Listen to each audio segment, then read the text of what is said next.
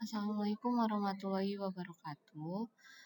Baik, pertemuan kali ini kita akan membahas tugas distribusi frekuensi yang pernah Ibu berikan. Nah, langsung saja kita masuk ke soalnya.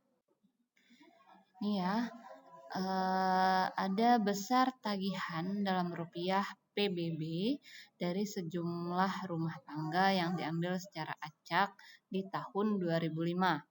Ini ada datanya masih dalam bentuk acak, ada 50 data.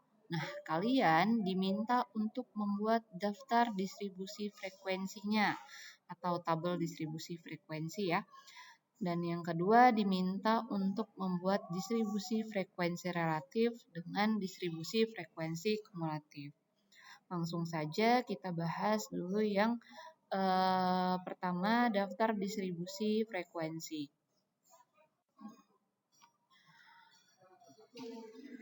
Oke, yang pertama dari soal tadi kan masih belum berurutan. Nah, kita urutkan dulu nilainya mulai dari yang terkecil sampai dengan yang terbesar. Dapatlah diperoleh data seperti ini. Nah, setelah diurutkan, kita bisa mencari nilai range-nya, di mana range sama dengan NT dikurangi NK. NT ini nilai paling tinggi dikurangi dengan NK, nilai paling kecil. Nilai paling tingginya tahu ya 57,640 setelah diurutkan ya. Terus nilai yang paling kecilnya itu 38.700. Nah, dikurangi dapatlah hasil 18.940. Selanjutnya kita mencari kelasnya atau banyaknya kelas K. Rumusnya K sama dengan 1 plus 3,3 log N. N ini adalah banyaknya data. Jadi untuk soal ini 1 ditambah 3,3 log 50. Nah, silakan kalian gunakan kalkulator kalian untuk mencari log 50. Nanti hasil dari log 50 dikalikan dengan 3,3 baru ditambahkan 1. Jadi kalian cari dulu log 50 ya, kalau pakai kalkulator log 50 kali 3,3 sama denganin dulu baru ditambahin 1.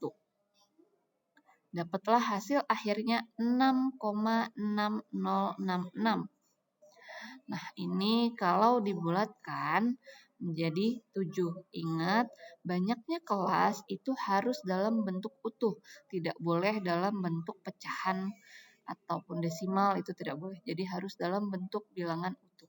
Makanya saat ini kan tadi dapatnya 6,6066. Kita bulatkan menjadi 7 ya. Ingat aturan pembulatan ya. Terus step selanjutnya kita menghitung panjang kelasnya. Nah, panjang kelasnya itu bisa kita cari dengan rumus P sama dengan range dibagi dengan banyaknya kelas atau R dibagi K. R-nya dan K-nya tadi sudah kita cari ya. R-nya 18.940. K itu merupakan banyaknya kelas tadi 7. Dapatlah hasilnya 2705,71. Nah, panjang kelas interval ini juga harus dalam bentuk bulat. Jadi makanya ini dibulatkan menjadi 2706. Ingat pembulatan ya. Selanjutnya, tentukan ujung bawah kelas interval pertama. Nah, jadi kita mau nentuin nih nanti mulainya ini dari angka berapa sampai berapa. Nah, kita mau nentuin angka pertamanya ini. Nah, yang kita gunakan adalah data yang paling kecilnya, berarti 38.700. Nah, step selanjutnya berarti kita bisa mencari kelas intervalnya. Nah, rumusnya ujung kelas bawahnya ditambah P dikurangi 1. Nah, tadi kita udah mencari ya, kita udah menentukan, kita gunakan data paling kecil untuk ujung kelas bawahnya. Berarti 38.700 ditambah P-nya 2.706 dikurangi 1. Dapatlah hasil 41405. Nah, untuk kelas selanjutnya berarti dimulai dari setelah 41405 kan 41406.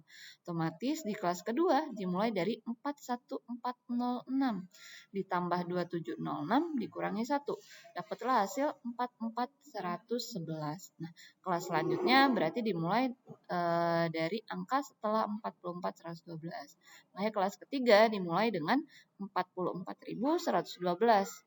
Nah, ditambahkan P-nya 2706 dikurangi 1. Sama cara nyarinya sampai dengan di kelas ke-7. Ingat karena tadi K-nya itu 7 ya. K-nya 7 berarti kalian cukup nyari sampai dengan di kelas ke-7. Jadi tidak usah dibuat lagi sampai kelas seterusnya gitu. Mungkin karena kerajinan tidak usah. Jadi cukup sampai di kelas ke-7. Oke. Selanjutnya setelah tadi kita menghitung kelas intervalnya, kita bisa membuat tabel distribusi frekuensinya. Jadi ini tinggal kita kelompokkan. Kelas yang pertama berarti kan 38700 sampai dengan 41405. Ini ada berapa datanya dari data yang tadi tersebar? Ada 7. Terus cari lagi kelas keduanya 41406 sampai 44111 ada berapa datanya. Nah, data yang tersebar tadi itu ada berapa? Ada 9. Nah, nanti frekuensi ini kalian jumlahkan. Total frekuensinya ini harus 50. Kalau kurang dari 50 atau lebih dari 50 berarti kalian ada kesalahan.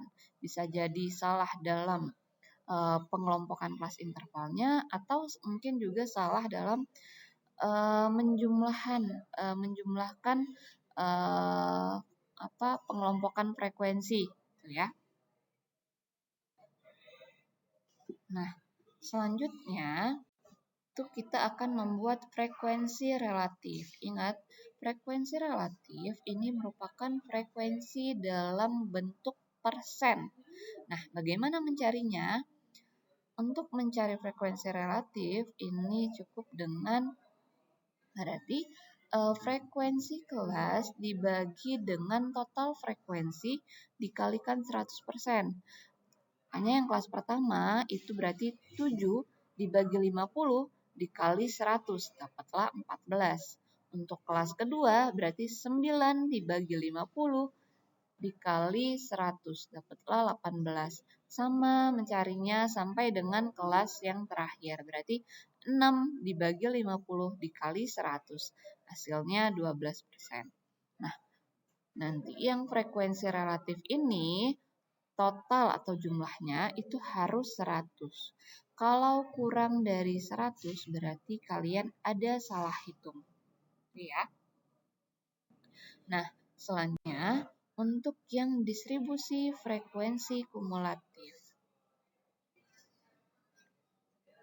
Kita bahas dulu yang frekuensi kumulatif kurang dari. Nah, untuk yang kurang dari, kita mulai dari yang 38.700. Kan datanya dimulai dari 38.700 sampai dengan 41.405 ya. Otomatis yang kurang dari 38.700 ini tidak ada. Karena mulainya ini dari 38.700 ya. Makanya untuk yang frekuensi kumulatif kurang dari itu yang pertamanya 0. Terus selanjutnya kurang dari 41.406. Ini ada berapa? Berarti kan hanya yang di kelas pertama saja ya. Karena kan kurang dari 41.406. Berarti kan hanya yang kelas pertama. Berarti ada 7 orang. Terus kurang dari 44.112 berarti kan yang ada di kelas 1 dan kelas kedua 7 tambah 9 berarti ada 16 frekuensinya. Sama nyarinya ke bawah seperti itu. Nah, sampai dengan frekuensi kumulatif kurang dari ini sampai dengan frekuensinya 50 atau sampai dengan total frekuensi. Tadi kan total frekuensinya ada 50. Nah, untuk yang frekuensi kumulatif dibuat sampai dengan 50. Untuk yang tabel distribusi frekuensi atau lebih, berarti 38.700 atau lebih. Berarti kan lebih dari 38.700. Berarti semua data ya. Makanya ada 50. Terus 41.406 atau lebih. Berarti yang kelas pertamanya tidak termasuk. Otomatis 50 dikurangi dengan 7. Dapatlah hasil berarti 43. Terus 44.112 atau lebih. Berarti kelas pertama dan kelas keduanya tidak termasuk. Berarti 50 dikurangi dengan 16, hasilnya 34. Nah, untuk yang frekuensi kumulatif atau lebih, ini kalian buat tabelnya sampai dengan frekuensinya ini 0. Tuh ya. Nah, itu saja pembahasan soal distribusi frekuensi kita hari ini. Semoga apa yang sudah kita bahas hari ini dapat kalian terima ilmunya dengan baik. Assalamualaikum warahmatullahi wabarakatuh.